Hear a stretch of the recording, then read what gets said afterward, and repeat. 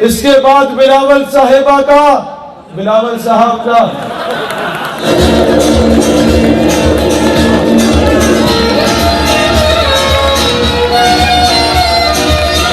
Peoples party का worker बैठा कहता है मेहरबानी करो भाई। इसके बाद बिलावल जो भी है उसका बिलावल हाउस बेचना पड़ेगा। इमरान खान साहब, अब मैं थोड़ा सा आपको टेक्निकली एक चीज समझाता हूं।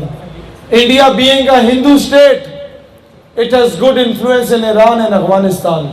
हम बीइंग अ मुस्लिम स्टेट, हमारा अच्छा इन्फ्लुएंस क्यों नहीं है यहाँ पे?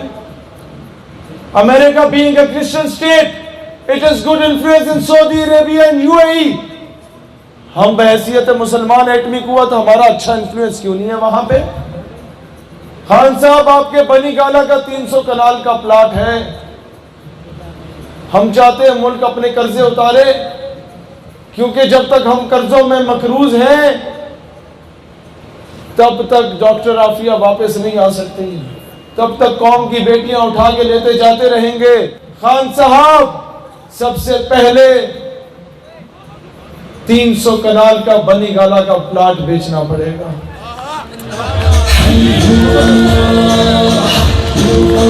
इसके बाद नवाज शरीफ का रायवंड का महल बेचना पड़ेगा।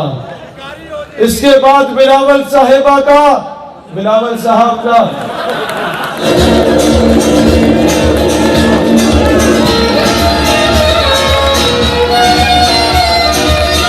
पीपल्स पार्टी का वर्कर बैठा कहता है मेहरबानी करो भाई। इसके बाद बिलावल जो भी है उसका बिलावल हाउस बेचना पड़ेगा। उसके बाद कौम की बेटियां अपने जेवर बेचेंगी। उसके बाद कौम के बच्चे अपने प्लाट बेचेंगे। उसके बाद मुल्क का कर्जा उतरेगा और इंशाअल्लाह पाकिस्तान अपने फैसले खुद करेगा। तो मैं अर्ज कर रहा था, आपको एक वीआईपी किस्म की यूनिवर्सिटी बनाने की जरूरत है, जहां ये अरब शेखों के बच्चे आके तालीम हासिल करें, जहां Iran, Afghanistan, Iraq, Syria, Libya, फलस्तीन, सऊदी अरब, यूएई के बच्चे, बहरीन के बच्चे आके तालीम हासिल करें। उन्हें जबरदस्त किस्म का स्विमिंग पूल भी बना के दे दो, उन्हें जबरदस्त किस्म के हॉस्टल्स भी बना के दे दो। वो बच्चे जो वहां के एमएनएस के बच्चे हों, शेखों के बच्चे हों, वडेरों के बच्चे हों, उन्हें यहाँ तालीम दो और उनकी जहन साजी करो। जिस तरह उनकी जहन साजी इंडिया और अमेरिका हमारे खिलाफ करता है, तुम जहन साजी करोगे तो हमें फ्रांस के सफीर के खिलाफ एहतजाज करने की जरूरत नहीं पड़ेगी। उम्मत मुत्तहिद होकर एटम बम चलाने का इख्तियार रखेगी। आप अगली नस्ल की तरबियत यूं कर सकते हैं। आपको उनके बच्चों को पढ़ाना होगा। आपको दुश्मन का बच्चा पढ़ाने की जरूरत नहीं है। आप अपने बच्चों को पढ़ा के बंदे का पुत्र बना दें, कोई दुश्मन बने कहीं नहीं। आप अपने अरब शेखों के बच्चों को बोलो तुम्हें प्रोटोकॉल, लेमोजीन, मर्सिडीज सब इधर मिलेगा। भाईजान, यकीन करो ये वो फॉर्मूला है, अगर इस पे इंप्लीमेंट होता है। आज जितने ये बड़े बड़े शेख अमेरिका से पढ़ के आए हैं, क्या ये कश्मीर का जिक्र करते हैं? क्या ये फलस्तीन का जिक्र करते हैं? ये तो इजरायली औरतों के सामने बिक चुके हैं। तो इसका हल यही है, जो वहां तालीम हासिल कर रहे हो उसे यहां तालीम हासिल करवाओ। अफगानिस्तान के बच्चों का कोटा रखो अपनी यूनिवर्सिटीज में। Iran, Saudi Arabia, Libya, Syria, Lebanon के बच्चों का कोटा रखो अपनी यूनिवर्सिटीज में, उन्हें मुफ्त तालीम दो। ये कौम अपने जेवर बेच के उनकी ऐशिया भी बर्दाश्त कर देगी, लेकिन उम्मत को कम से कम आज से 20 साल बाद एक अच्छी क़यादत दे के जाएगी ये कौम। उनके दिलों में वो इश्क मुस्तफ़ा की तड़प होगी। जब रसूलुल्लाह का नाम लिया जाएगा तो सीने पे हाथ रख के सर को झुका लिया करेंगे। दोस्तान ज़ी वकार, ये मॉडल इंप्लीमेंट हम लोगों ने करवाना है, और अगर इन्होंने नहीं किया तो फिर हमें खुद करना पड़ेगा इंशाअल्लाह ताला। हम 6 महीने इंतजार में हैं, इनके हाल देख लें, फिर हम आपको बताएंगे हम क्या करने लगे।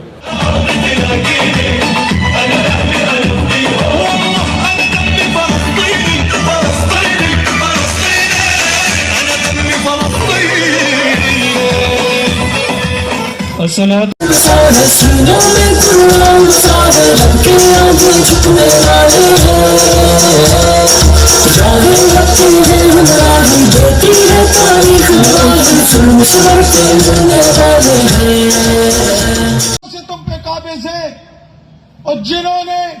इस कौम की बेटी को बेचा।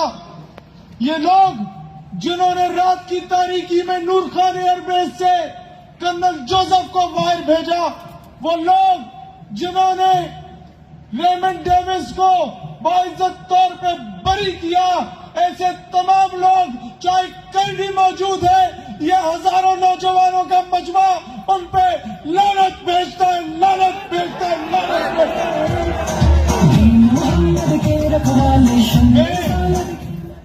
अक्सर ये बात कहता था,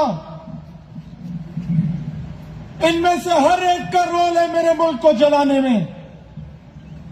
ये बात याद रखना कि अगर वक्त पे पठानों गवाह रहना, वक्त पे अगर नकीबुल्लाह महसूद के कातिलों को कैफिर किरदार तक पहुंचाया जाता तो मुझे खैबर पख्तूनख्वा में यह दिन ना देखना पड़ता। अगर वक्त पे जब पहला ड्रोन अटैक फोटा पे गिरा, उसके अगले दिन ही नेटो की सप्लाई को रोक के उसके कंटेनर को जला दिया जाता तो दुनिया में बेगैरत न कहती। अगर वक्त पे जिस दिन इंटरनेशनल कोर्ट में जाके कुलभूषण यादव का हिंदुस्तान ने स्टे ऑर्डर लिया, उसके अगले दिन एपीएस पेशावर के सामने उसे फांसी के फंदे पर लटका दिया जाता तो हम गैरतमंद कहलाते। अगर वक्त से खत्मे नबूवत के हल्फनामे में तरमीम करने वाले को कैफिर किरदार तक पहुंचाया जाता तो हमें फैजाबाद से 8 जनाजे ना उठाने पड़ते। इमरान खान, अगर जिस दिन फ्रांसीसी सदर ने गुस्ताखी की, उसके अगले दिन तुम उसके सफीर को लात मार के मुल्क से भेजते तो शायद आज तुम तैयब अर्दगान से बड़े लीडर कहलाते। ये मुल्क, इसमें आज के बाद दोहरा मेयार नहीं चलेगा। ये मुल्क तब आजाद होगा जब शहीद सियालवी ये पश्तूनों वाली चादर और बलोचों की दस्तार पहन के किसी चौकी से गुजरेगा, उसे वही इज्जत मिलेगी जो पेंट कोट पहनने वाले को मिलती है। ये मुल्क हकीकी महीनों में उस दिन आजाद होगा जब